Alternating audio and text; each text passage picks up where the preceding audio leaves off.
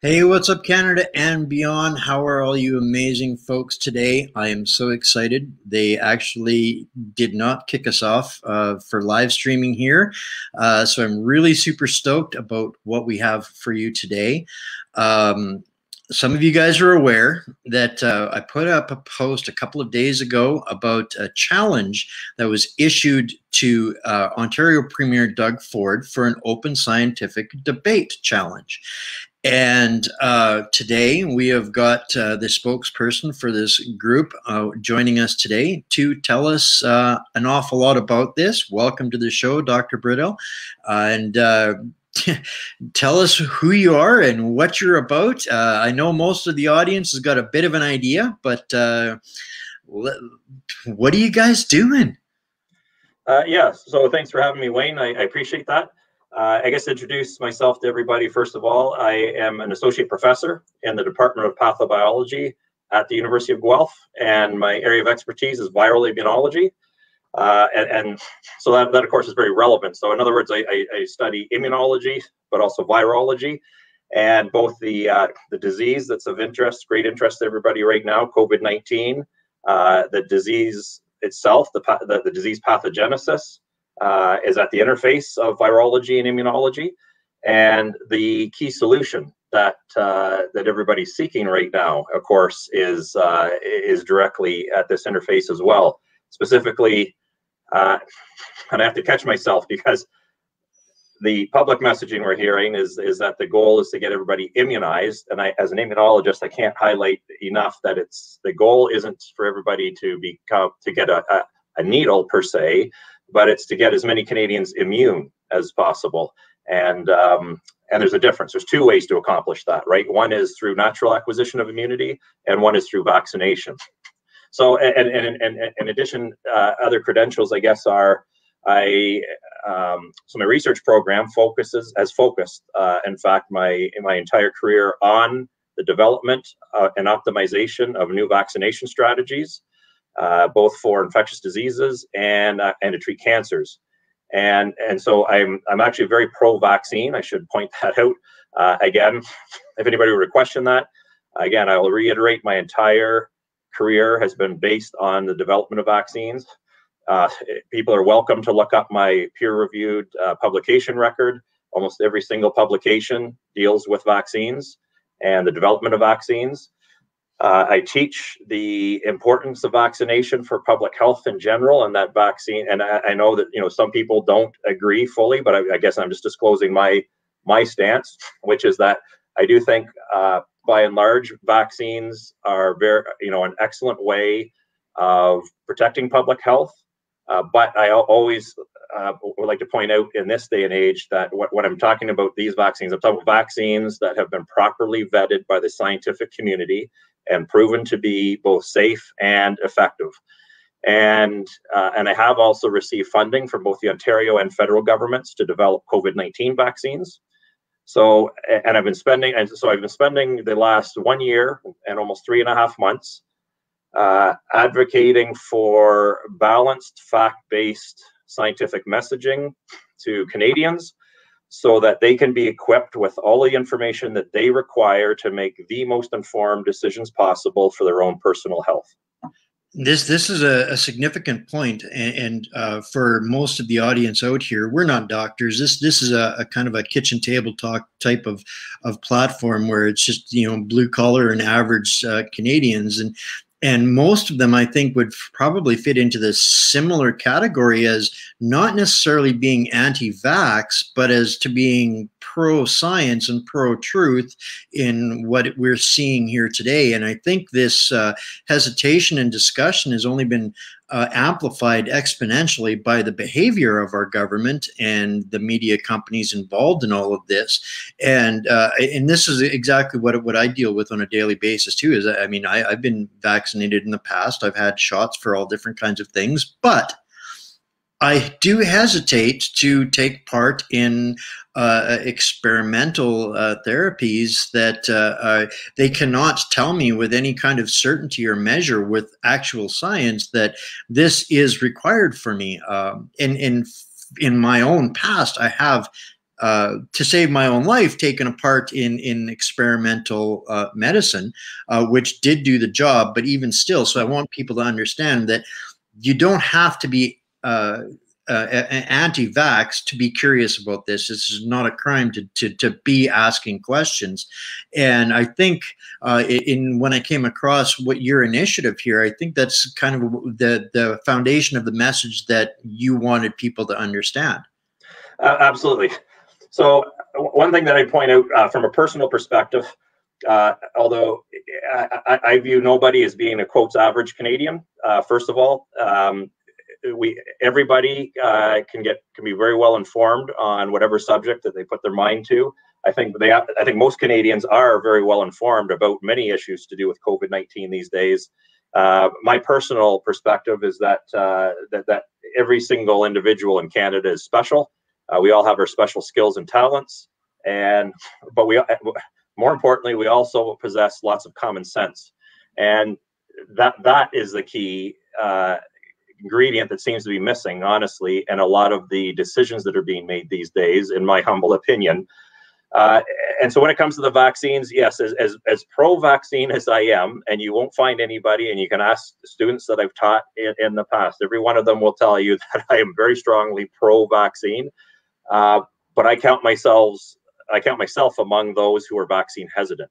And I really don't like the messaging that those who are vaccine hesitant are kind of lumped into this category of individuals who simply aren't educated enough about vaccines. And if they knew enough about vaccines, then surely they wouldn't be hesitant and they would take these vaccines. But what I'm finding is the vast majority of people who are in this vaccine hesitancy group, which is a large proportion of people, have very legitimate questions that remain unanswered. And further, when I first started discussing my own personal concerns, right, justify why I'm a vaccine hesitant individual, COVID-19 vaccine hesitant individual, is because of these questions. And in fact, some of the questions that I had early on, I mean, are actually starting to reveal themselves as being having been legitimate concerns.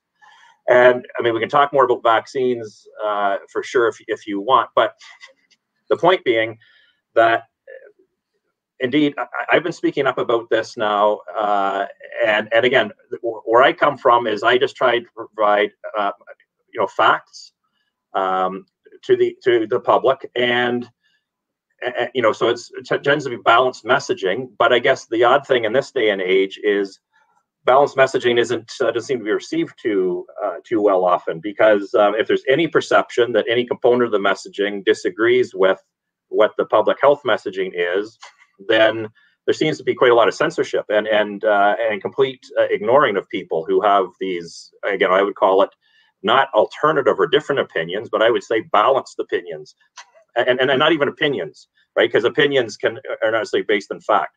I mean, balanced messaging. Right, so fact-based messaging, and even when there's many assumptions that are being made during the rollout of vaccines and with other decisions during this COVID-19 pandemic, and indeed myself and many colleagues have noticed that those of us who have just been trying to advocate for good science are not being listened to by policymakers. And there's a lot of expertise in Canada that's being ignored, a lot of experts. And if you've noted, there hasn't been really any substantial change in the advisory committees at any level, whether it be municipal, provincial, or federal.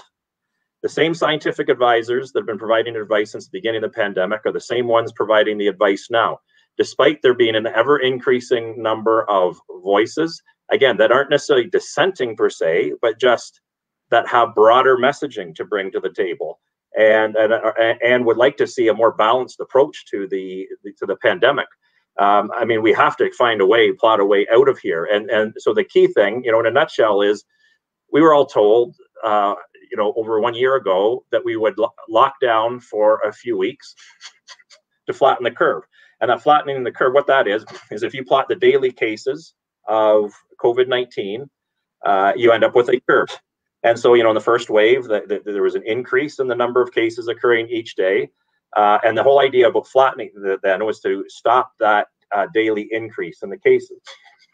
And it was to allow our hospitals time to adjust, to make sure that it wouldn't be overwhelmed. And then the idea was we would learn to live with this virus, right? We would start with certain precautions in place. We would start to learn to live with this virus. Well, I mean, obviously we've seen this. This has never happened.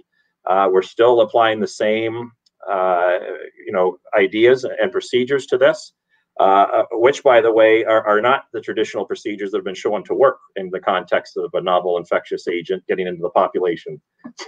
And so where we are now is over a year later, we still have yet, we have never, that was the goal. We had a goal, right? Everybody was told, hold on, it's going to be a tough few weeks, but then we have this goal of flattening the curve, and now we'll start to learn to live with the virus. Well, that came and went. Now, I haven't been able to find anybody who can tell me what the new goal is. Where's the finish line? We don't seem to have a finish line. So as a scientist looking at the big picture, it seems that the broad, reading between the lines, the broad messaging seems now to be that we are aiming for a zero tolerance policy with COVID-19. We want 0 cases and we want 0 deaths. Well, with all the ever emerging variants and the ones that will continue to emerge, this is not the case. This is clearly an endemic virus, meaning it's like the influenza virus. This is a virus that we are going to have to learn to live with in the long term. And I certainly hope that long look like this, these endless lockdowns. We need to learn to live with this virus like we do the influenza virus, which is living with it in the absence of these continual and ongoing lockdowns. So with that in mind, and seeing that there seems to be an ever-growing bias in the information, because one of the things I want to point out, early on, when that first lockdown was declared, I don't think there were any scientists, I think there were very few people who questioned the logic behind that. We didn't know what we were dealing with at that time. This could have been like the equivalent of the Spanish flu of 1918. If that were the case in today's numbers, we would have seen way more deaths. This is nowhere close to that. But we didn't know that, or it could have been worse. So it was a logical thing to do, to be on the safe side and to make sure we protected as many people as possible. However, the amount of scientific data that has been accumulated since then is enormous. And there has been no evidence of following this scientific data out of these endless lockdowns. We understand way more now than we did at the very beginning of this pandemic, yet none of our policies reflect this dramatic increase in our knowledge. That, combined with a lack of a strategy out here, what Canadians need and want is they want to know what the finish line is. And then what is the plan to get us from here to that finish line? And that finish line obviously has to be beyond lockdowns. Now, and that's why I have had 8 colleagues join me in issuing an invitation to our Chief Medical Officer of Health in Ontario, and also Premier Doug Ford, to an open discussion, a debate about the science underlying COVID-19. What we've offered is, we have already presented them with our names and our brief credentials. We have offered to provide them with detailed CVs so that they can see what our expertise is, and they are welcome to bring forward. What we would like to be able to do is debate their scientific advisors, the ones who are exclusively being listened to. The idea being that if the messaging that they're providing to the public is representative of all of the scientific data, then there should be no issue. That should become very apparent. So we would like this to be a very public debate. Ideally, we would love to have a live debate with everybody in Ontario, and people outside of Ontario welcome to observe as well, because the ideas that are being discussed are relevant to all Canadians. And the idea being that if they're presenting the full spectrum of the science to us, then that'll be obvious. And why wouldn't you want that to be obvious? And honestly, as a scientist, that's one of the things. I'm an academic scientist. I am obligated. I am a public servant, and as an academic scientist, I am supposed to be objective in my scientific thinking and the way I view things. And I'm also supposed to be very honest in the information that I disclose.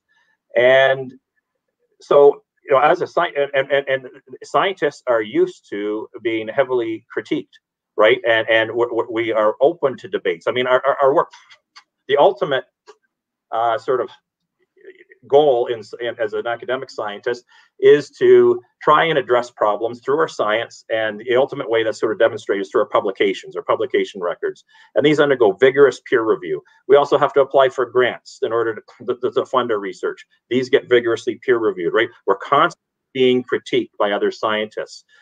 Scientists need to be open to this. They need to be open to discussions. They need to be open to other people's ideas. They need to be open to the fact that, you know, we don't know everything about the science. But if we're very confident about the science that we're doing, we would have no problem putting that science, laying that science out on the table and letting other people look at it and evaluate it. And this is basically what we're asking for. So if Ontarians are receiving through public health messaging the full gamut of the science, then where's the issue, right? For put it out there, this will become obvious to them. However, if there are aspects of this science and an ever-growing amount of data, empirical data, suggesting that some of our policies may not be the best ones at the moment, that would also become apparent. And so indeed, we issued this challenge, and to date, we have had no response. So and I think it's important for Ontarians and Canadians to recognize, because to me, there's really these three outcomes from such a challenge, right? These are scientists asking other scientists to just be open to a public scientific discussion of the facts behind COVID-19. And again, the one outcome is that it's going to prove that the scientists providing all of the advice to our government officials know exactly what they're talking about, and they are taking into account the full spectrum of the science. And then that is going to help everybody in Ontario gain full confidence in the decisions that they're making. Or it's going to be seen that there's a whole bunch of scientific data out there for which the message is not getting out to Ontarians, right? Or, and this is the important thing, the third thing is that the challenge will not be taken up, which one can only take to mean that insinuates that they don't want number two to become obvious. And that this is exactly my mindset and thinking as to bringing you on to share this, what's happening with the Canadian community. This is a coast to coast. As a matter of fact, this is actually an international program these days already, and a lot of people are watching this. And what's inspiring them, and I can only imagine that. And correct me if I'm wrong, but is it safe to assume that after a year and some of dealing with this and doing the actual science and the research on this, that you guys have gotten to the point of frustration with the politicization of this, that you guys feel that this is perhaps a Hail Mary measure to get them to sit down at the table? Yes, well, so yeah, what's interesting, there's an ever-growing number of groups that are unifying now across Canada, of physicians and of scientists. I've just joined a new group. We will in the very near future go become official. We have our name now. We're establishing our structure. I'll keep it confidential for now, but we are going to go public. And there are other groups, and it's physicians and scientists and other professionals that are coming together. So for example, in our group, we recognize we need assistance from lots of people. One of the goals of the group that I've joined right now is we want to provide very balanced, fact-based information. We want to make sure it's well-vetted science that's available, and we want to have that available on a website where people can refer to it. So if they want to take the debate forward with whoever they're interested in, they'll have a good resource. So for example, we're looking at we have a librarian who's going to help us, look after that aspect. We have people who are part of the group who are very good with website design. We have other people who are very good at writing, right? And so being able to disseminate information through lay articles. What all of us have been doing as individuals is just trying to talk science, right? Present the facts, balance facts. But we feel like we're just speaking into the wind, right? And it's being carried away and not listened to. We're being listened to by a lot of people, the lay public, and that's very important. That is why I continue, is because I care about Canadians and I want them to be able to make fully informed decisions. I will not tell anybody what to do, what decision to make, except for a couple. There's a couple of things that I'm willing to speak up about. And for example, when it comes to the vaccines, I'm not going to tell somebody whether they should or should not get vaccinated, but I will tell you, I do not recommend the AstraZeneca vaccine. I'll just say that. And if you want me to tell you why, I can later. But otherwise, I'm not into telling people what to do. I want them to have the information so they can make their own informed decisions. Now, because we all feel that when it comes to the policymakers, the decision makers, this is why we're starting to unify, and there's this desperation. We don't, it is, I'll tell you, one of the most frustrating things is to have deep expertise that's directly relevant to SARS coronavirus 2 and the disease that it causes in some people, which we call COVID-19, such that you can see problems coming from a long way away, but you can't get any policymakers to listen to you. And then it happens. If I can give you one example, so this is why we've issued this challenge. Honestly, it's frustrating because the scientists and physicians and other professionals who are involved, we're trying to go about this the right way. We are trying to rationalize, right? We're trying to talk about this rationally. We want decisions to be based purely on the facts, but having balanced debates, scientific debates, so all the information is on the table. And we wonder, why is there not more openness to all the other experts that we have in Canada? We have an incredible wealth of expertise, but very few people being allowed to exercise that expertise. And again, it's the same people. And clearly now it's very obvious that they are not willing to accept some aspects of the science where we now have an avalanche of data in favor. Like, again, at the beginning, this was new. So in the beginning, whenever you have a question, a scientific question, as soon as you have two scientists that disagree, one scientist on either side, what you have at that point is you don't have a firm answer. It tells you clearly there's not a firm answer, but it tells you there's a legitimate scientific question that needs to be addressed. We have shown an unwillingness to run experiments to get the proper answers to those questions, or as we have been doing that, and that's what you do in science, is then you have to go with what the bulk of the information tells you. And we have achieved that with many things with this pandemic, yet we're not changing the decisions that were made based on assumptions when there were an equal number of few scientists on either side debating the issue. So this is why we've issued the challenge. And honestly, even at that, we're seeing like there's no willingness to talk. So what do you do as an expert, right? I honestly am starting to wonder, there might be only two ways out of this, honestly. I'm coming to the conclusion. One, I don't, can't officially support, but it would be like a mass uprising. And again, I would prefer, right, as a scientist, to have everything, everybody talk rationally about this, and we come to logical solutions to work our way out of this. So the other one then is through legal challenges, perhaps. Maybe that's going to represent one of the best options. But even there, I can tell you, on the legal side, I've been hearing from lawyers that they are having a really hard time getting expert witnesses, for example, to step forward, because there's so many people who they're willing to talk about the COVID-19 issues in a very balanced way behind the scenes, but they don't want to go public with it because they are scared to death of their jobs, right? The amount of bullying going on is enormous in this day and age. So even that, I don't know. I don't even know there's going to be proper legal recourse, to work our way out of these things. So, but it is frustrating. And I want to give you one example, because they mentioned, when you can see things coming from a distance. So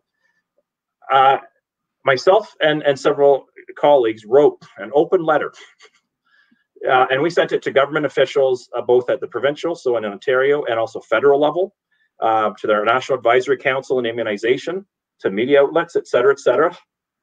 In that letter, when we heard that the AstraZeneca vaccine was going to be used in Canada, we expressed concern there, serious concern. First of all, we wanted people to be aware that the vaccine is not as effective on paper. And I'm always careful with the data that I point out, because there's a lot of data in this pandemic that can be debated in of itself. So that's why on paper, the Moderna and Pfizer vaccines are 95% effective. The AstraZeneca vaccine is only about 62% effective against most of the variants. It is almost completely ineffective against the South African variant, which is circulating in Canada. And that's one of the things we pointed out. That was one of the reasons why we were saying don't use this in Canada. But the second thing is, and this is now something, because what happens is scientists can talk about things, but then the idea is what's the evidence that this person knows at all what they're talking about? So here's the evidence. I'd be happy, Wayne, to send you this letter, the original email. You can see the date on it.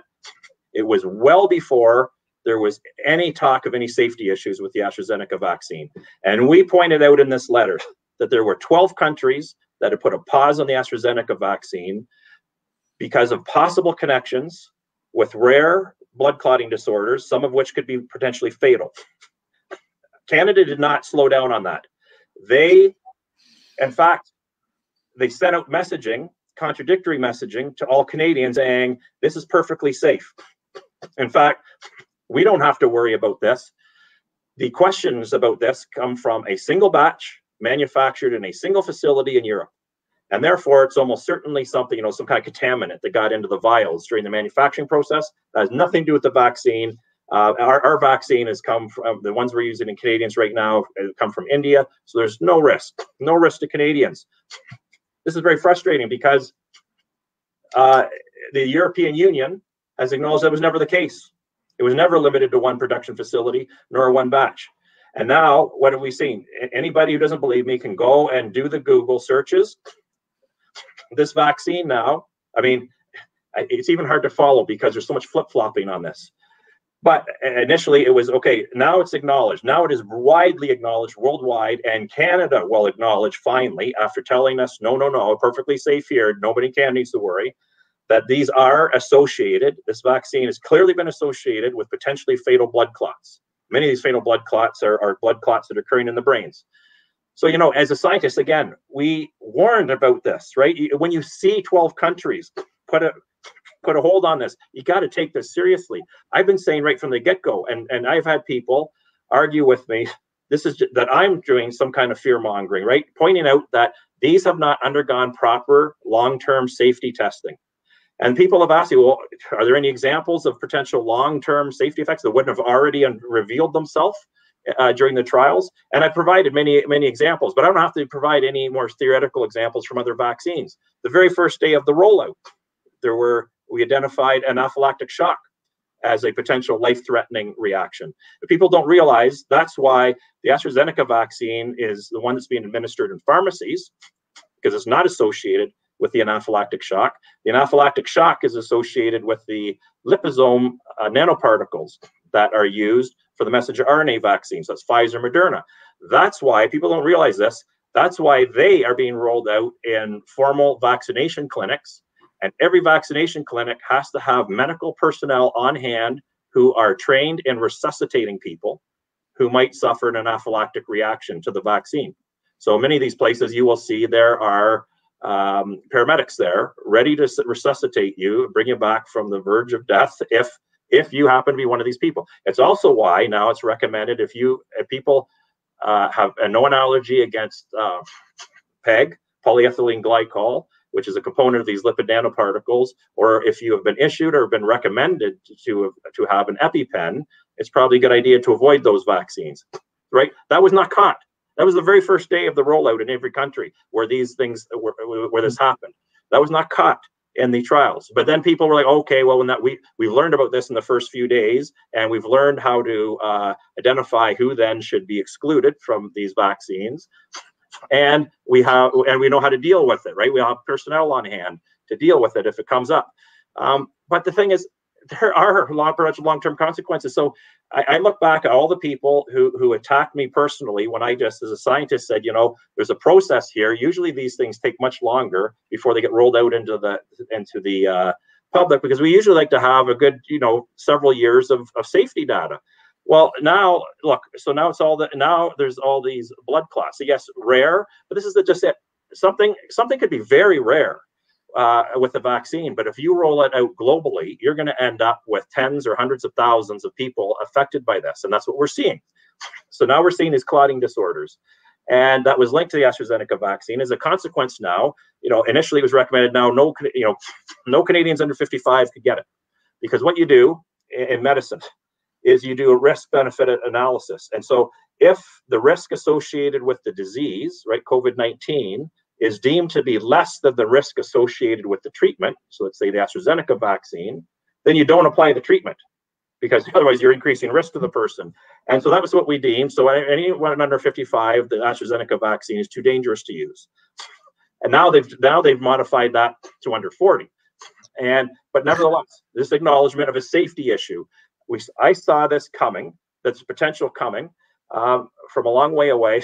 And I'll tell you, what other people also don't realize is because of the lower efficacy, I can show you the letter that I got from the Ontario, our chief medical officer in Ontario, to all the CEOs of hospitals and health units.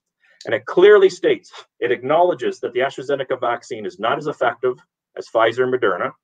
And then very logically, it says, therefore, any Canadians over 65 need to be told that it's not as effective, and they should be given the option of getting the Pfizer or Moderna vaccines. They may have to wait for those to come into that particular clinic, or they can go to another clinic that has it. And that makes sense.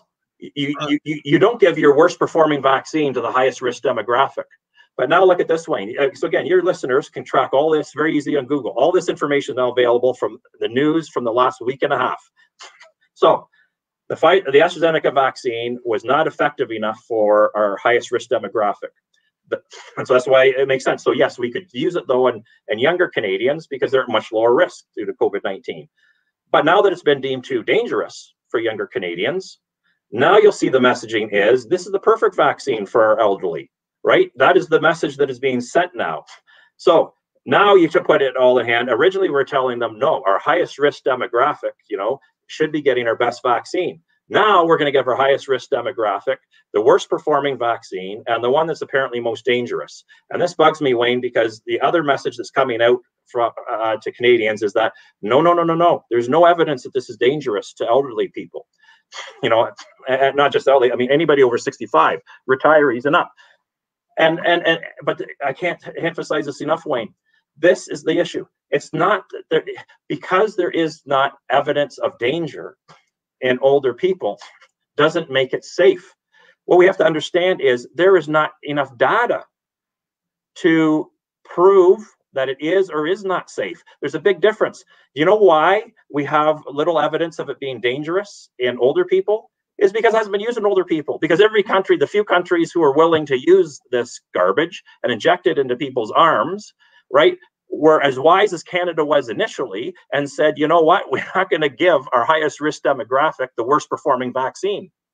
So not having a danger signal does not make it safe, right? A lack of evidence of it being dangerous because you haven't been using the vaccine in very many older people does not make it safe. As a scientist, instead, you want to see it used, tested properly in the context of a phase 3 clinical trial where there's very close monitoring, and then demonstrate that it is in fact safe.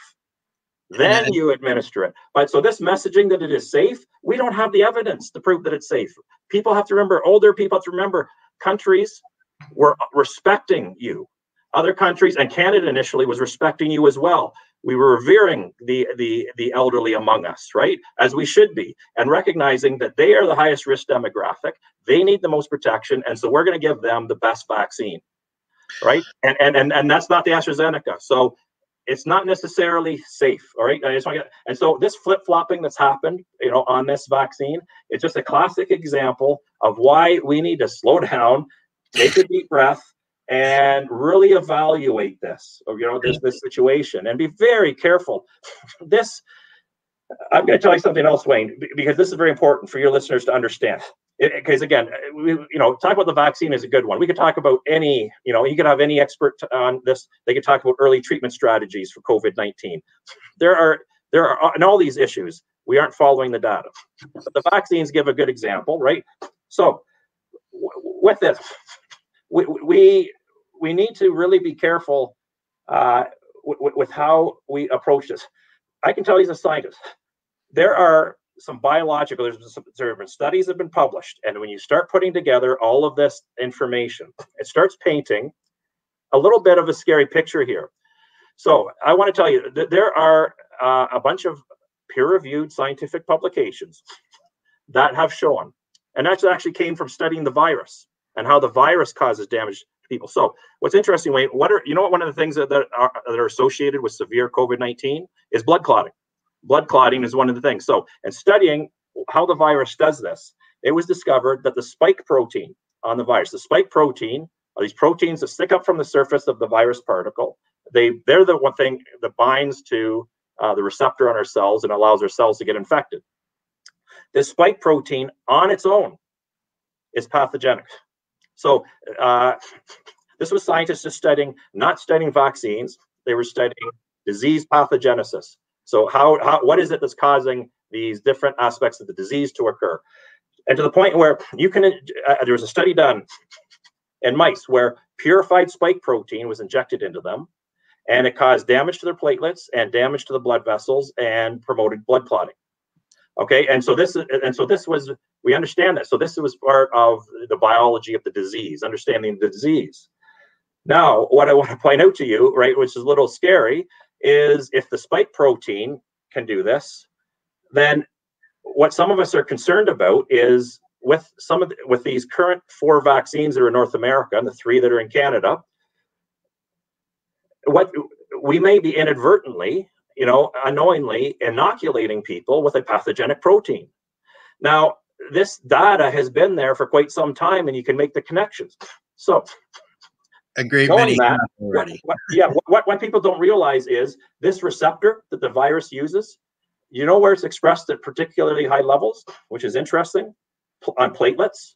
And platelets are responsible for making blood clots, or if we lose those platelets, you end up with bleeding. The other place it's expressed is on the cells that line our blood vessels. And you know what, and it's not equally distributed on all the blood vessels. One of the places, and there's a paper published that shows this as well, the places where that receptor is expressed at the highest levels, interestingly, is in fat, but also, interesting enough, the brain, blood vessels in the brain. And many of these fatal blood clots that have been occurring are due to blood clots forming in the brain. Okay, so the biology is all starting to come together. And so the idea is this, that if you have the spike protein, and in some people, if they can get into the blood, and especially when you get past the blood-brain barrier and into the brain, then has the potential to bind to these cells that line the blood vessels. It also has the potential to bind to the platelets. Now, there's several potential mechanisms. If it binds to the platelets, some have shown the platelets can become activated. Activated platelets clump together. That can cause clotting. Also, if it binds to platelets, and we have antibodies, because these are vaccines we're using, and we're trying to generate antibodies against what? The spike protein, so that when it's part of the viral particle, it will block the virus from binding to our cells and infecting. But so if you have this spike protein bound to the cells lining blood vessels or the platelets, these antibodies could bind, and they can then destroy these cells. And so you can see where we're going here. So there's one of 2 things that can potentially happen. If that's true, if that biology is true, there can be a promotion of blood clotting, or if you are destroying the platelets, you would get a loss of platelets. And if you get enough, if your platelet count drops low enough, you could become prone to bleeding disorders, right? And so initially, so this science has been there, and scientists have been trying to raise the alarm about this. And what I want to point out is this science, because I've been tracking it and I've been involved. I'm involved with an international collaboration right now between researchers in the UK, US, and Canada. And we're studying the adverse event databases in the US and the UK. Canada is terrible, by the way. We'll never identify adverse events because we have an incredibly biased reporting system, whereas these other ones are unbiased. They don't filter any of the information coming into anybody, including the person who's been vaccinated or friend or family member even, let alone the professionals, can report adverse events on these other databases. So when you go into these databases, we're seeing all kinds of clotting and bleeding disorders associated with, now this is very interesting, Wayne, because if this is true, this biology, it shouldn't be limited to one vaccine. So initially, people were poo-pooing all this science because it's only AstraZeneca vaccine that's been linked to it, right? And so people pointed out, okay, maybe it's the spike protein they use, because it's true that the AstraZeneca vaccine uses a unique version of the spike protein compared to the other vaccines. However, if this is true, all the spike proteins combined in this way, and so the biology that should be shared therefore. And if that's true, the blood clotting should be associated with all of the vaccines. So now if you do it, again, your listeners can do a quick Google search on all the vaccines. The next vaccine to have this linked to it was the Johnson & Johnson vaccine. Now, then people said, okay, maybe it's not the spike protein, like the type of spike protein that's encoded by the vaccine. So maybe it's common to adenoviral vectors, because both of those vaccines are based on a safe cold care. It's based on a safe viral platform. It's based on a cold virus. An adenovirus is what it's called. And so they, so it was like, okay, so maybe these blood clotting things are related to that vector platform, right? But then the Pfizer Moderna, these are messenger RNA platforms, so they're free from it. Well, the U.S. has now clearly linked blood clotting disorders to the Pfizer and Moderna ones. So when you put all this together as a scientist, see, people who aren't following, and of course, the average person cannot follow all this science. They have their own jobs to do, their own areas of specialization. But as scientists, we're seeing this all line up. We're coming up with these predictions. We're saying, hold on here, right? Like, we really need to properly evaluate the safety of these vaccines. Again, we're identifying legitimate questions, and all we're saying as scientists is, give us the time to properly evaluate the potential consequences. If we can rule these out, no problem, then keep going, right? But we have to address the questions. And now we're seeing it, and we're seeing this. Why? We're seeing it in the grand rollout, which is the grand experiment. We are, unfortunately, we are making these links because of deaths among the public that should never have happened, and didn't realize that they were engaged in a phase 3 clinical trial. And not only that, in fact, I have to correct myself. That's completely wrong. People right now, going to our vaccine clinics, are not engaged in a proper phase 3 clinical trial at all. Yes, it is an experiment, but I would rather see everybody actually enrolled in a proper phase 3 clinical trial where they would be followed up properly. There would actually be proper monitoring, close monitoring for potential safety issues. People are going to our vaccine clinics, they're receiving the dose, they're being sent away and never seen again. And then they told them they'd be seen maybe 4 months later. There's no checkups about anything about safety issues. They're not having blood samples drawn. You look at, we've gone to this unprecedented. It's no longer an experiment if they're not monitoring or tracking results. That's exactly it. So that's why I want to point out I was incorrect in telling people they're actually enrolled in the equivalent of phase 3 clinical trial. I would feel more confident in their safety if they're in a phase 3 clinical trial. What most people are enrolled in, whether they realize it or not, is an uncontrolled clinical experiment. And this is important. And then when you have an unproven four month interval, what we're told is, yeah, these things are based on assumptions. We think they're safe assumptions, but we do acknowledge, therefore, we need close monitoring. I have been in touch with so many other immunologists, physicians, virologists, and other scientists. Not one has been able to give me an example of a clinic anywhere in Canada that's doing any kind of proper follow-up. I haven't heard of anybody who has had blood samples taken to monitor what their immune responses look like, so that if those start dropping off well before the 4 month interval, they can get a booster. I haven't seen anybody I haven't seen any blood samples taken to look at blood biochemistry, to look at complete blood counts, the usual things that you would look for any kind of safety signals. The other thing is this prediction, right, that as scientists that we had, is if this biology is true, that this spike protein, cannot cause destruction of platelets, we would see it revealed as a drop in platelet numbers post-vaccination. With the group I'm working with, we tried contacting Pfizer and Moderna to get that data. They wouldn't share it with us. We found one piece of data published for one of the Chinese vaccines, their adenoviral vaccine, which showed at one time point, it did show a drop in the platelet count post-vaccination. But again, all the science written off. But again, if the science is true, that's what you predict. Now, again, you can Google this. Your listeners can Google this. They can look for low platelet counts, or the medical term is thrombocytopenia. Thrombocytopenia is now on the labels for these vaccines, interestingly enough. There can be a drop in blood counts. People have to understand, and in the databases I've been looking at, In some people who, especially those who have had a history of low platelet counts, you need to be very careful if you're taking a vaccine that can drop them, sometimes dramatically. We have seen cases in the adverse event databases of people, that's funny, the physicians will tell you actually have to, they know the people reading are going to think they're missing some zeros. So we've seen people report 1 platelet count, like 1 platelet. And just so you know, it gets particularly dangerous if you go under 20 and with these platelet counts. But the physician actually put in brackets, yes, that is correct. It is 1, and they put in quotes ONE. So we would know there were no zeros missing. So people have to be careful because bleeding disorders are not an issue. So if your platelet count is up above 20, you know, or well above that, you're not going to get overly concerned. But the thing is, the people are on that lower range, like if they are on the low end of normal, right, and being monitored for low platelet counts, this isn't even something that's been recommended, right? But they have to be very careful, because if you have a vaccine that potentially could kill your platelets and drop that count down, then you're going to see bleeding disorders. And this is it, Wayne. So this is something, we said this before, we can do an experiment right here with your listeners, all right? So nobody out there is telling you about bleeding disorders, but I have been looking at this, and many other scientists have. If this biology is true, one of two things happen when the spike protein binds to the platelets. They either clump and you get the clotting, and this is acknowledged, or as I said, they get removed and you get low platelet counts, and that could be associated with bleeding. So don't take my word, so put me to the test.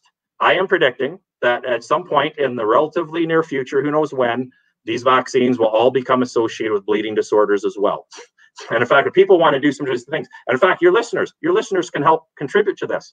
If you've been vaccinated, what you have to understand is it's very important for any adverse events to be reported. Now, this is one that's actually been largely written off. The bleeding disorders.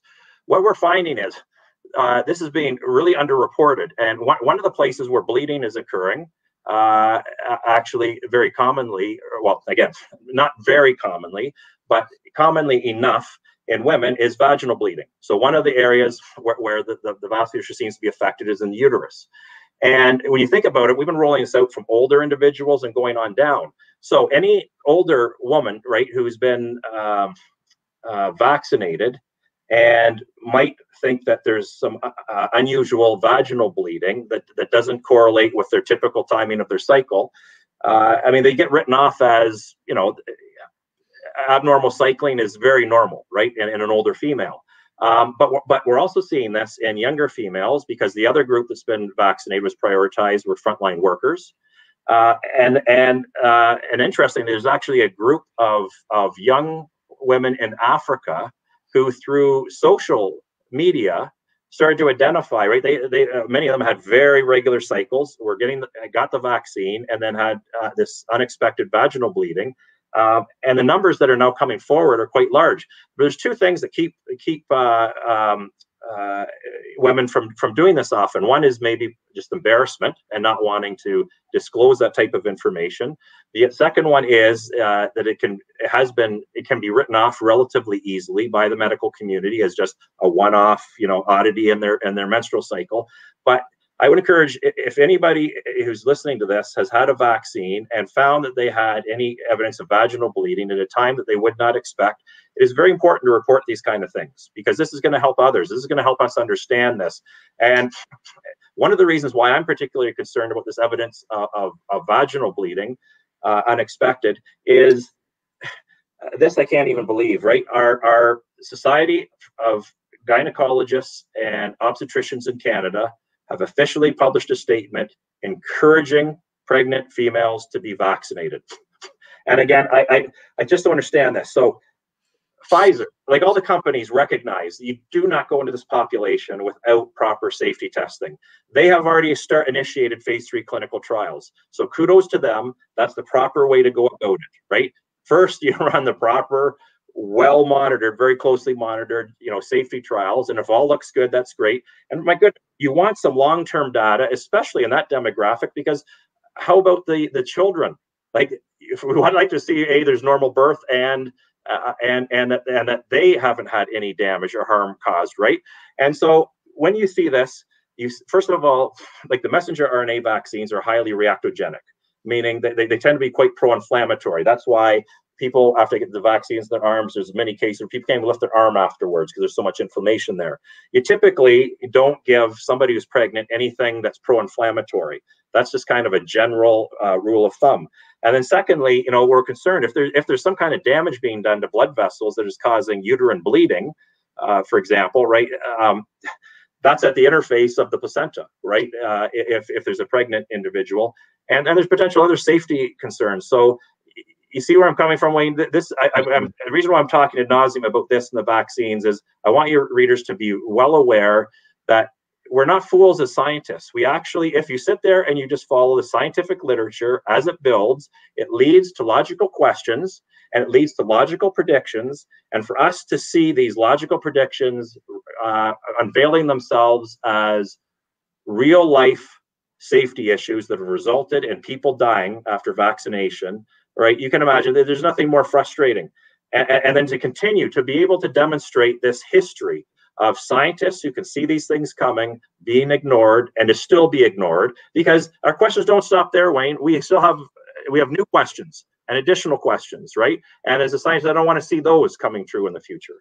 Well, and this is exactly what brings us together here in this place and time is the silencing and the lack of the disallowance of meaningful discourse. And any free democracy, civil discourse and meaningful discourse is the foundation of that democracy. And I do completely believe that the measures taken by our government to rush this, B, to disallow meaningful discourse, C, to not have answers for Canadians, and when asked to be silenced, really is what is driving this, when most average Canadians are saying, okay, now we've had an hour of meaningful discussion about science, but why do we even have to have that when there's a 99.7% chance of surviving this, even if I get it? Yeah, Wayne. Where most Canadians are coming from. Yeah, arguably perhaps higher. It's interesting because, again, I'm following the scientific literature. So what's interesting? When this pandemic started, again, we didn't know the extent of the danger or lack thereof.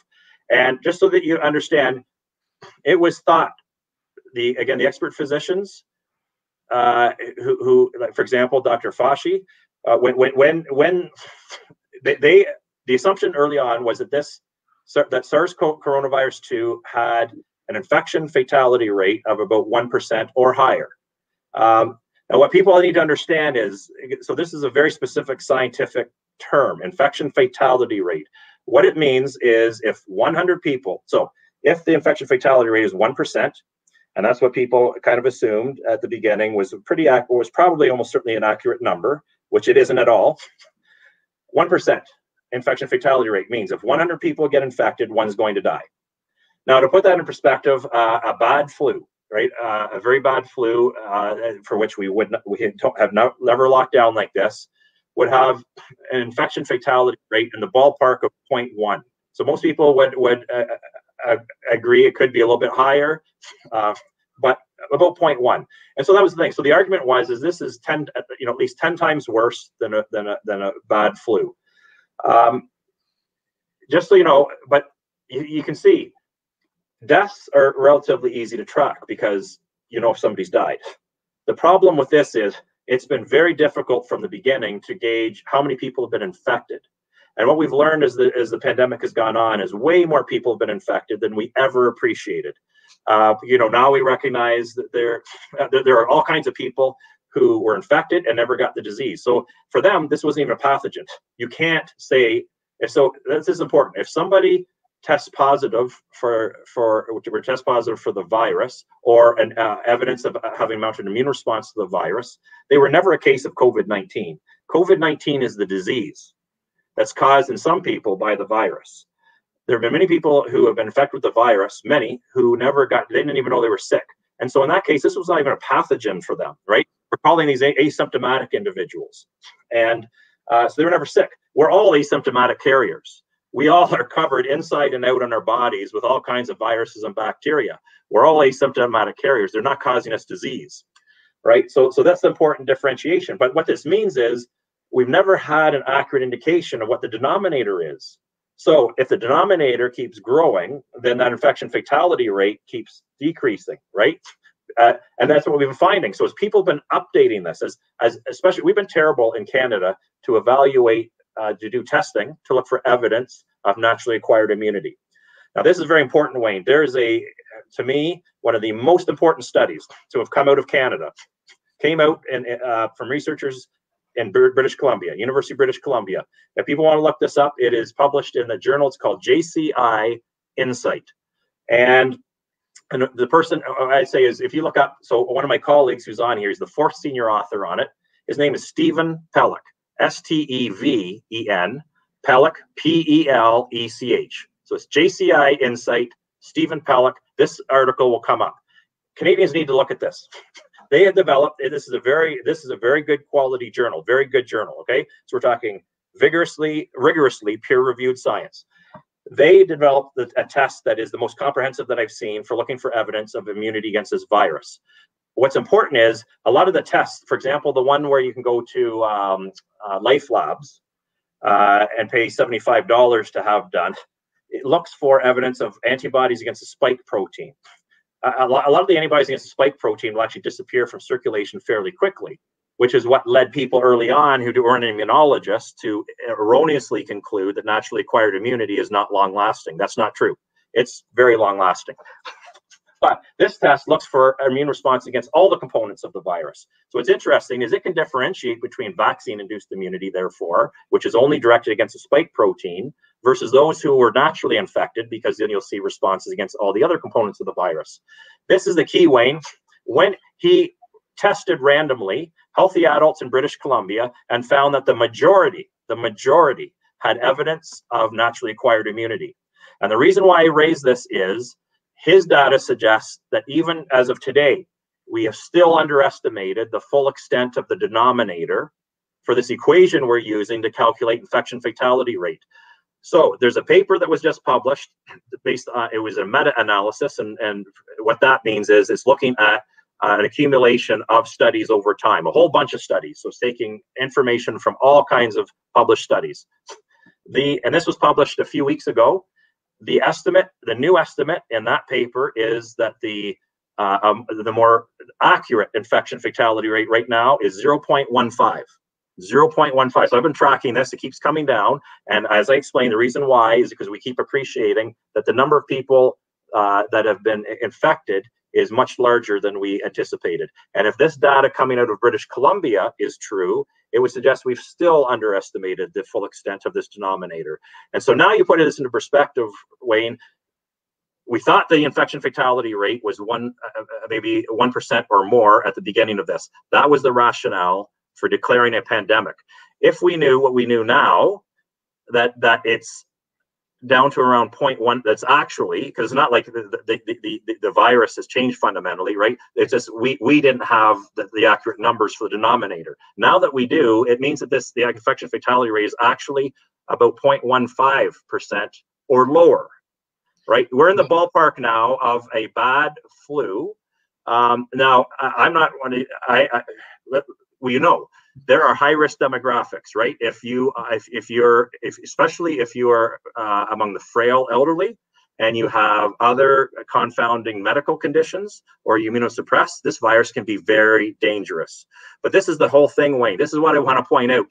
The total infection fatality rate, which includes those very high-risk demographics, is now down to 0.15%. So if you exclude those high-risk demographics, we are into the realm of flu for the rest of us. And yet we're applying this one-size-fits-all approach. I can't emphasize it enough. I sincerely believe that had we done the proper thing, right, the traditional approach to this would be, once you have identified the high-risk demographics, and especially when you know who they are, and you know that they're relatively limited, right, what we should have done is we should have isolated the highly susceptible, right? Quarantine the highly susceptible, not the rest of us. Let the rest of us learn to live with this virus. We would have achieved, the evidence now suggests, naturally acquired immunity, and therefore herd immunity quite some time ago, and we would have saved a lot of unnecessary deaths, and certainly a lot of unnecessary economic destruction and damage to our mental health. And this is what, for what I'm hearing out of this, to break it down into simple talk for the folks, is that we're still seeing what can at this point only be assumed as an intentional misuse of information, a lack of accurate information, completely coming under a political agenda, not a medical or health agenda. Which is, I guess, what has led you guys to issuing this open challenge based on the destruction and what is happening now. To get away from the vax discussion and the science behind that, we're going on about an hour here, and I don't want to keep you all day. This is going to be an awful lot for people to digest, and I do want the listeners to know that Dr. Bridle has provided me with a bunch of the documents that we've brought up here today, and all of this will go up onto our website. It will not survive on social media. This will all become purged on all of the networks and channels. So everybody needs to understand that this will all be provided for you at whatsupcanada.org for you guys to follow up on, and afterwards I will do my best to provide with whatever time Dr. Bridle has to provide us for more information. We will keep following this and keep bringing updates on this.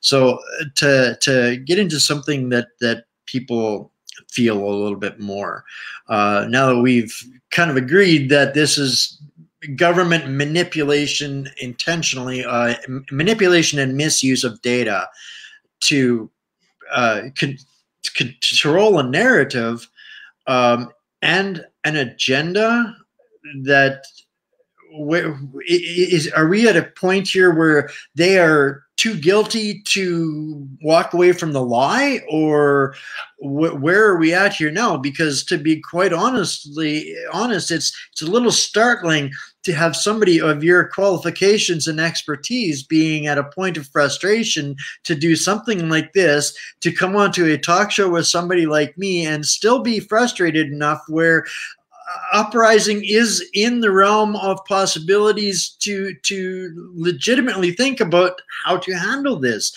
This is a lot for people aren't used to hearing their medical experts speak in such a way. Where are we at? Yeah, it's very, I honestly don't know what to say, Wayne. I wish somebody could give me the explanation. You know, again, I see it as a public servant. So one of the things I just like to highlight again. So yeah, as a scientist, that's the thing. I follow the facts, so I really don't know. I can make no judgments as to what people's intentions are here, the reasons for it. All I can say with confidence is, and I've given lots of examples over this past hour, right? Is that there's been a massive evolution of the data and the information, but we have not. I mean, people can see that. And then they can look back and say, what have been the huge changes in our approach to dealing with the problem, right? Again, to emphasize that we have not been following the data. And why, I honestly don't know. What I want to tell people, it is very exhausting to, we're all actually quite amazed. Like all the colleagues I have who are physicians and virologists and immunologists and other scientists, et cetera, and other professionals who know much about this, right? And it extends to all aspects, mental health, people who are mental health experts, financial experts, right? There's lots of damage being done all over the place as a result of this. The thing that's common is we thought that we're just disseminating information. We're just doing what we're supposed to. Like as an academic scientist, I'm doing what I'm supposed to do for the public, right? I'm a public servant. And none of us thought that it would become so onerous, so stressful. I mean, one of the things I can tell you, Wayne, which is interesting, early on in this pandemic, people were very scared because the reality is nobody really knew, everybody was scared, right? We didn't know exactly what we were dealing with. People couldn't give definitive answers. And those people who are, again, raising some questions about, are these decisions that we're making the right ones, were often vilified. Yes. And very much so, lots of people lost their jobs, right, as a result. And many people wouldn't speak up. One of the things I have noticed, right, that I think the public, it's been long enough now, people have seen enough of this. I gave you the example of the very public flip-flopping on the AstraZeneca vaccine issue.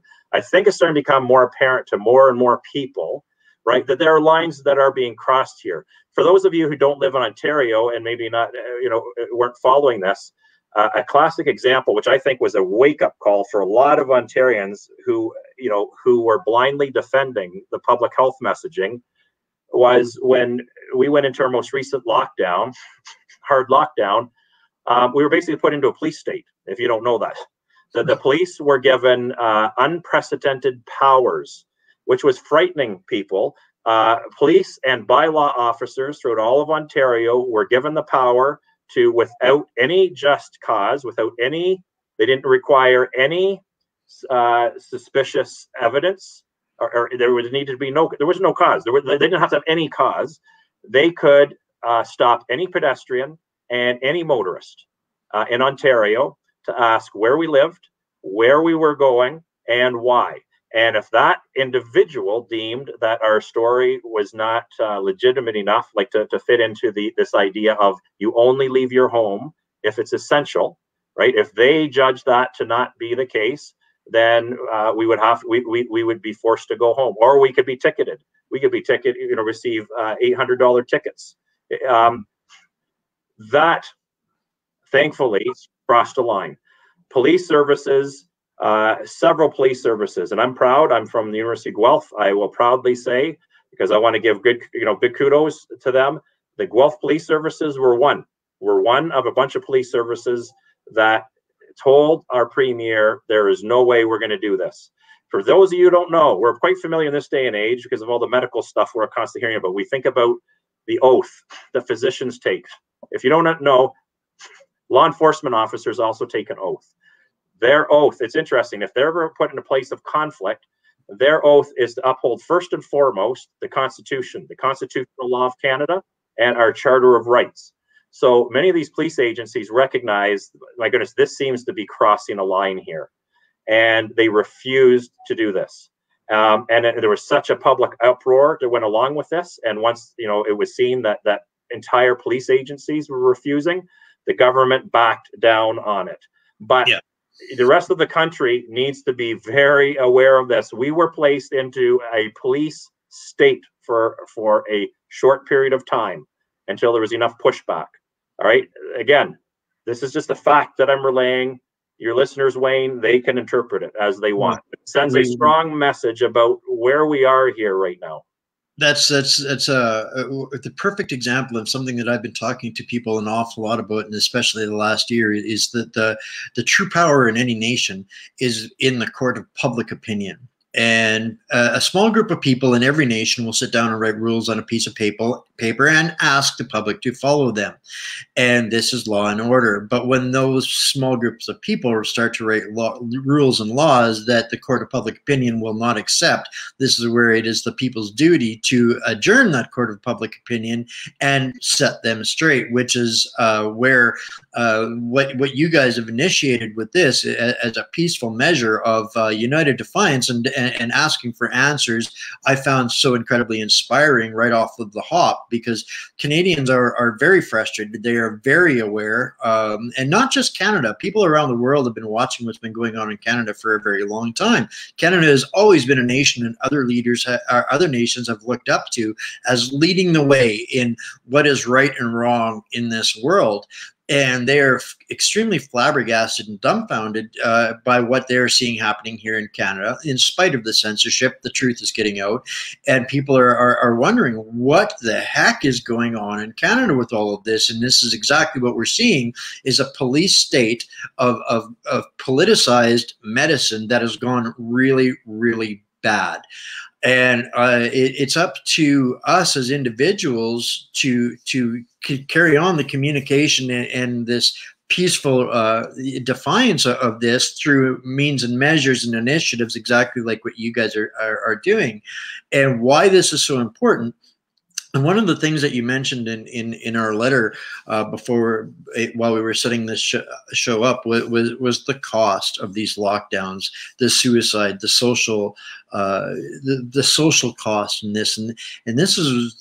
I guess where I kind of wanted to end the science discussion of this and leave people understanding that we're doing the right thing in united defiance and civil discourse and demanding this. And this is one of those opportunities with what your group of people is of doctors and scientists are doing. And my heart is so incredibly grateful to all 9 of you that are stepping up and doing this, because this is not going to be easy for you. There is going to be a penance that you guys are going to have to endure and suffer. But you guys see the damage and this destruction that requires you to take these extraordinary and above the call of duty. You guys aren't checking out at 5 o'clock and going home. You guys are doing more. You guys are doing your duty, standing up for the Canadians that aren't able to do so. So tell the audience a little bit about your perspective on that and what's driving you guys to do this. Yeah. It's important to recognize. Indeed, we're doing most of this on our own time, because we have our own jobs to do. I still have to be a faculty member. I still have graduate students to advise. I still have teaching to be done. I still have research to be done. My life is crazier than it's ever been, right? And trying to manage time. So the amount of this that's being done on the weekends and the evenings is phenomenal. And people have to recognize, because people like myself, I'll tell you, we have suffered some very personal attacks. It's incredible. Anytime an article is published, for example, most of us don't even bother looking at the comment section, because it's amazing. People don't even know who we are, and we have no clue who they are. But people immediately will go to personal attacks in some form or another if they don't like the messaging, right? And people have to So I can give you my own examples. So I'm a faculty member, right, at the University of Guelph. I have my job. My job is secure. I could easily, and I've been very tempted at many points over the past 1+ year, to just curl up in my own shell. My job will not be affected. These lockdowns could go on ad infinitum, and I'll have my job. I'll have my full paycheck. Yes, it's affecting my children. I would say it's affecting everybody's mental health to a certain extent. But the other thing is, I'm actually, my family, we're actually saving more money now. We're actually able to put more into savings, because we're not going on vacation. We're not paying for my children to do their sports activities, etc. For me personally, there's no huge financial losses. I have friends and family members and colleagues who I know of who have had to mortgage their homes or remortgage their homes, take out loans. They're digging into the retirement savings because they have lost jobs and so on, right? So many of us, that has to be kept in mind. There's many of us who are doing this, I would argue, so all 9 of these individuals will all be just fine. If we don't speak up, we'll all do just fine in terms of our retirement savings, et cetera, and our ability to live. Where our homes are not going to be at risk, et cetera, right? So we're doing this because we care. We care about our families and our friends. We care about other Canadians, and we care about our country, right?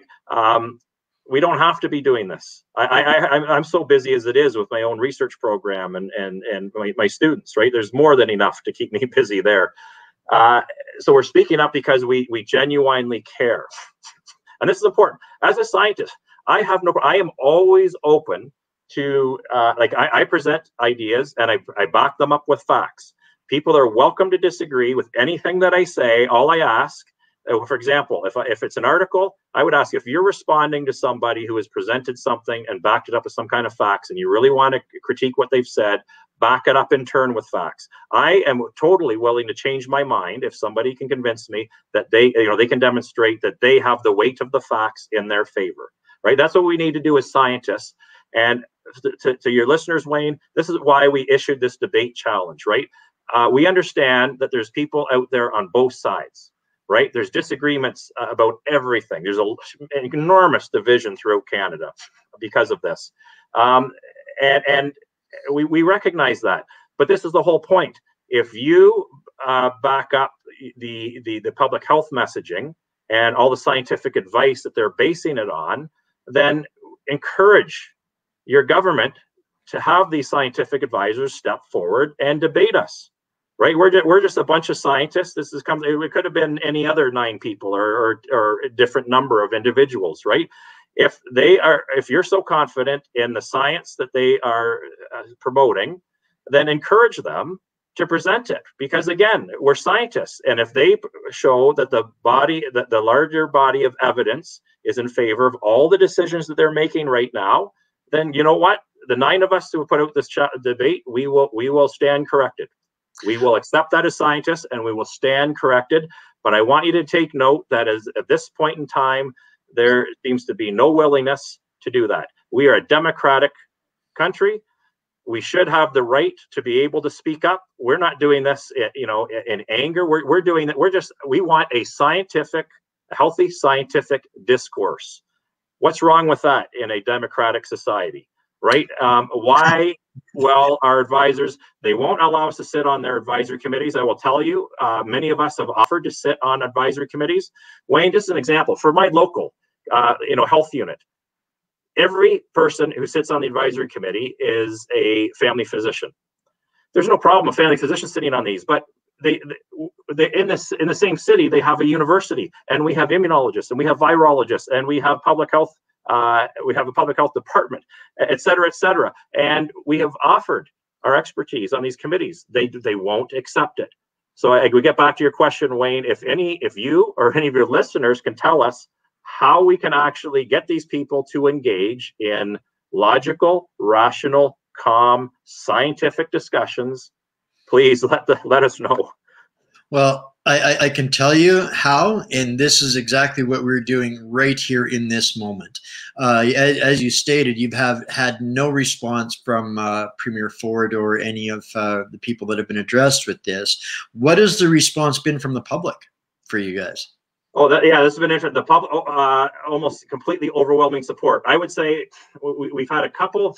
I wouldn't even say they're negative responses, just neutral. In fact, what's interesting is the few quotes neutral responses we've had is just people wanting to justify that it's legitimate, which we appreciate. We actually very much appreciate those people because there is so much misinformation. That's exactly what we're saying is check your sources of information. And actually, this is a tip that I would have for you, Wayne, because too many of us are blindly accepting messaging. If a public health official is telling you something, ask them for the rationale. You'll be surprised how little rationale can be provided for many of the things. Ask them for the rationale, and don't be satisfied with, well, it's because so-and-so told me to. The buck never stops, I'll tell you that. If I start with my local health unit, they tell me, oh, well, you got to go to the chief medical officer. And if you go to the chief medical officer, well, you got to talk to the minister of health for the problem. Well, you got to talk to the premier. Well, you got to go to the federal government at that level. Well, you got to go to some other government. I'm convinced there's somebody somewhere in this universe where the buck stops, but none of us have actually found out who that is. So it can't be, the rationale can't be, I'm doing it because I was told by somebody else, right? We as adults, if we're going to be playing around people's health, right, we have to understand why we're doing that. We have to be free thinkers and we have to be critical thinkers. So ask people for the rationale. You'll be surprised how little there is. And the other thing is if they try and provide rationale, don't accept this. Well, it's based on, this is the famous thing, I get so frustrated right now. Don't accept this. It's based on data on the ground, right? Or data from the front lines. What that means, that's highly biased. So for example, some of the people that I'm working with are physicians who work in emergency or ICU wards, for example, right? I mean, they'll tell you, yes, if you're in an ICU ward, COVID-19 can seem like a nightmare. I mean, these ICU wards are a nightmare all the time anyways. You're dealing with people who are dying, right? But the point is, they will tell, they obviously have lots of terrible stories they can tell you of terrible deaths due to COVID-19, of course. And we all feel terrible for all those cases, right? But that's the whole point, is that's the kind of data that's, from the front lines and so on. It means it's not a big picture, objective perspective, right? We have to look back at the population level. Yes, we know who the people are that need to be protected. Those of us who are pushing for more balanced approaches are not saying, let's drop any protective measure. We're saying, let's do this in a much more focused way, not a one-size-fits-all solution, right? Focus it on those that need the help and the assistance, and we'll actually save more lives. And so don't get this, ask them, no, what is your rationale? Where is your rationale? Where can you point me to? Show me a scientific paper, or show me a very legitimate, source of scientific data on the internet that justifies this decision you're making. For those of you who are going to the vaccination clinics, you ask them, where is the published data showing that a 4-month interval works? Where is the data that shows that after 3.5 months, there is any evidence of immunity remaining after a single dose? It doesn't exist. But you ask, and you'll find out how little empirical data is actually backing up many of these decisions. You have to empower yourself. That's exactly where everything is coming from, is this mad, willy-nilly, helter-skelter dash to just get this done, get this done, get this done. Yes. But we don't have any answers beyond that regardless, and we don't know how many of that's going to harm. We don't know what the consequences of anything in between are. There is no rationale for justification for any of these measures. And when I look at the cost to society in procedures and treatments that aren't happening, economies destroyed that aren't coming back, the suicide rates, without even getting into the children, that's going to be a whole other discussion. The measures so far exceed anything that they could have ever hoped, that we are into a very dangerous point in this. And so what you guys are doing, this community will 100% be behind you on that. So is there some place where people can go to? Do you guys have a Facebook page, or have you guys got anything organized together yet? No, not at this point, but thanks for asking that way. So what we are going to do, so you're right, we can't force other scientists to engage us in any kind of discussion to either prove or disprove us. But in the absence of acceptance of this debate challenge, you're right. What we can do is we can still present our side of the science, because people are getting the other side on a regular basis, and so what we are going to do, we'll still give the government a little more time to see if they respond. We thought, because of the urgency of the situation, right, that they would be willing to do this fairly quickly, but so we'll give them a little more time. And if not, we have plans, the 9 of us, we will put together, we're already starting to work on the logistics, some kind of webinar that we would like to open up to Canadians, all Canadians, and so that we can present, the science, our side. And you see, this is the frustrating thing, is so in that situation, again, we will highlight, people coming to it will say, well, is this one side? So first of all, we're not one-sided. All right. So everybody, again, you can show your listeners the documents. They can look us up, right? Anybody can find me, my contact information on the internet. There's nothing they can look up, do a search on my research program, my publications, et cetera, et cetera. So we're not a one-sided group. That's the whole thing. We are just embracing the entirety of the science. And what we propose to do in a webinar is present to people, okay, here's all the data that have accumulated, and here's where the bulk of it now stands, right? This is what it suggests, in terms of practical decision making now at this point in time. And if anybody were to come and join that and say, well, are we really getting balanced messaging? What would others have to say?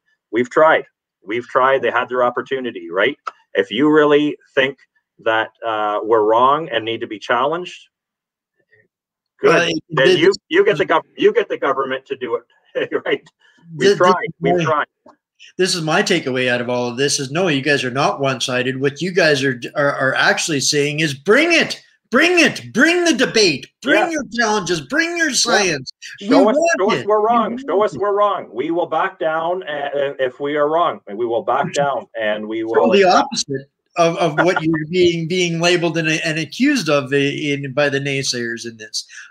So on that note, I want to offer you guys and your panel the technical and ability and management and the network of people just like me, very connected to these networks. If you guys want to do this publicly without the government's help and bring people to the table for open forum discussions, we will make it happen. That'd be excellent, because that's what we're missing right now, is that kind of assistance. That would be excellent. It's there. It's absolutely there, and I pretty much don't have any issues speaking on behalf of most of the other small independent journalists out there. They will come to the table with their communities as well on this, because this is really what the only thing I believe that will pacify Canadians at this point to keep things from escalating in a negative way, and it's very much required. So on that note here, we've been going about an hour and a half, and I'm sure we could go for days. Yes, that's true. And maybe we can revisit this again in another week or two at your scheduling, if this is something that you're open to doing.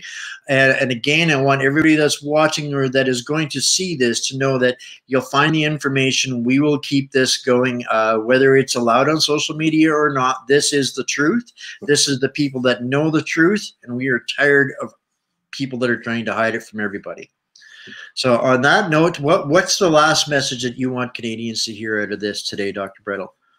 Well, just understand that there's an ever-growing number of scientists and physicians and other professionals that are trying to band together and get organized to help support Canadians and what our goal is, right? So it's a lot of like-minded individuals, and that's what it's going to take. Is it's going to take larger numbers, because it's the classic thing of divide and conquer. But if we can unify, then what we're hoping is that we can disseminate proper information to Canadians, and the second thing is try and start plotting a strategy out of these endless lockdowns.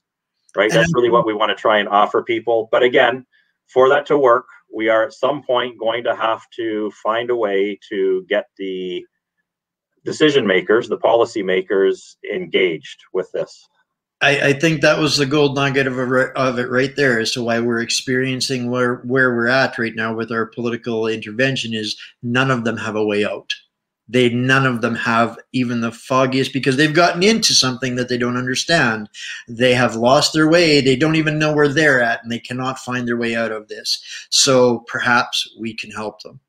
So, well, thank you so much for your time today, sir. It's greatly appreciated. I ordinarily don't go back and listen to my shows that I've done, but I think I'm going to have to go back and listen to this one 2 or 3 times, and you're going to get a lot of response from this. So again, thank you so much for taking the time to share with us today, and I really look forward to carrying on this and following this story and bringing more of this out to the public. Yeah, it's been my pleasure, Wayne, and thank you very much for having me on, and thank you for what you're doing, because again, I know everybody who's trying to get some balanced messaging out is it's stressful, and so I appreciate what you're doing very much. Oh, appreciate that. All right, thank you for your time, and we will speak again very soon. All right, ladies and gentlemen, wow, that was like taking a drink from a fire hose. This is going to take me a little bit of while to digest this. We will bring all of this information to you on the website as soon as we can get it up there. These videos will go up on all of the alternative platforms as soon as we can. I did see Facebook was giving us a bunch of interruptions in between there, so I'm really not sure how it's going to look like on the social media platforms, but that's okay. We will get it up and out to you guys as soon as possible. I will include the documents in the show notes that the doctor has graciously provided to us. And from here, the ball is in our court. It is time for the court of public opinion to speak up and to be heard, because that is how change happens. And we're all in this for Canada. So on that note, thank you all so very much for taking your time this Friday afternoon to hang out with us. And let's keep standing up, and we will make Canada, Canada again. God bless. Stay safe. See you soon.